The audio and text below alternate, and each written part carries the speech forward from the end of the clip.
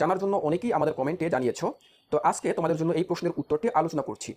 এখানে আমি বেছে নিয়েছি আমাদের বোর্ড বইয়ের মূল সৃজনশীল প্রশ্নের উত্তরটি।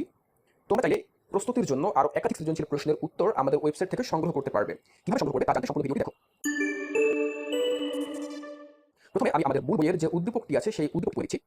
আমি যুগে যুগে আসিয়াছি পুনঃ মহাবিপ্লব হেতু, এই স্রষ্টার শনি মহাকাল ধূমকেতু, ৭৭০০ নরক জ্বালা জলে মম ললাটে, মম ধূমকুণ্ডলী করেছে শিবের ত্রিনয়ন ঘন ঘোলাটে। আমি স্রষ্টার বুকে সৃষ্টি, পাপের অনুতাপ তাপ হাহাকার, আর মর্তে সাহারা গবিচ্ছাপ, আমি অশিব তিক্ত অভিশাপ। তো প্রিয় শিক্ষার্থীরা, আমি কবিতা আকারে একটি উদ্দীপক উপরে পড়ে দিলাম। এখন এই উদ্দীপকের মাধ্যমে যে প্রশ্নগুলো দেওয়া আছে সেই প্রশ্নগুলো পড়ে দিচ্ছি। প্রথম প্রশ্নটি অর্থাৎ কয়ে বলা হয়েছে কবি কি মানেন না।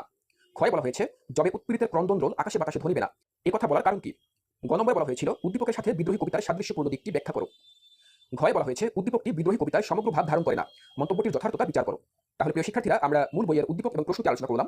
এবার চলো এই প্রশ্নের আলোকে আমরা যে উত্তরটি লিখেছি তোমাদের জন্য সেই উত্তরটি আলোচনা করি। প্রথম প্রশ্নটি ছিল কবি কি মানেন না। উত্তর, কবি কোনো আইন মানেন না। ক্ষয় বলা হয়েছিল যবে উৎপীড়িতের ক্রন্দনরোল আকাশে বাতাসে ধ্বনিবে না, একথা বলার কারণ কি।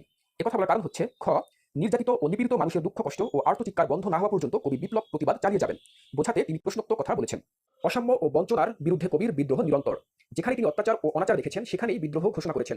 নিপীড়কের বিরুদ্ধে এবং আর্ত মানবতার পক্ষে প্রতিবাদে ফুঁসে উঠেছেন তিনি। তার হুঙ্কারে কেঁপে উঠেছে অত্যাচারীর ক্ষমতার মসনদ। অপশক্তির বিরুদ্ধে লড়াই করতে করতে ক্লান্ত হয়ে গেলেও উৎপীড়িত মানুষের পক্ষে বিপ্লব প্রতিবাদ অব্যাহত রাখার প্রত্যয় ব্যক্ত করেছেন তিনি। এই বিষয়টিকে কবি স্পষ্ট করতেই তিনি প্রশ্নোক্ত চরণটির অবতারণা করেছেন। তাহলে শিক্ষার্থীরা, আমরা খ নম্বর প্রশ্নটি ব্যাখ্যা করলাম। এবার চলো গ নম্বর প্রশ্নটি আলোচনা করি। গয়ে বলা হয়েছিল উদ্দীপকের সাথে বিদ্রোহী কবিতার সাদৃশ্যপূর্ণ দিকটি ব্যাখ্যা করো।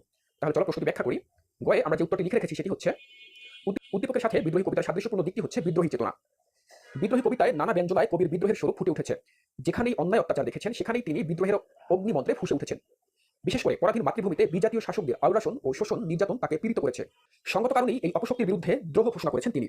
বস্তুত মানুষ হয়ে মানুষের উপর প্রভুত্ব ফলানোর সামন্ত প্রভুদের ধ্বংসের মধ্যেই তিনি মুক্তির নতুন আলো দেখতে পেয়েছেন। উদ্দীপকের কবিতাংশে বিপ্লবী মানুষের বারংবার ফিরে আসার কথা বলা হয়েছে।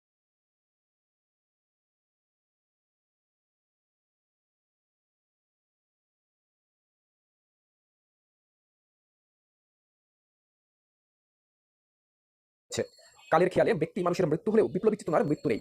সময় পরিক্রমায় তা একজন থেকে অন্যজনে সঞ্চারিত হয়। ফলে বিপ্লবীর বজ্রকণ্ঠের আহ্বানে পরিবেশ ঘোলাটে হয়ে আসে।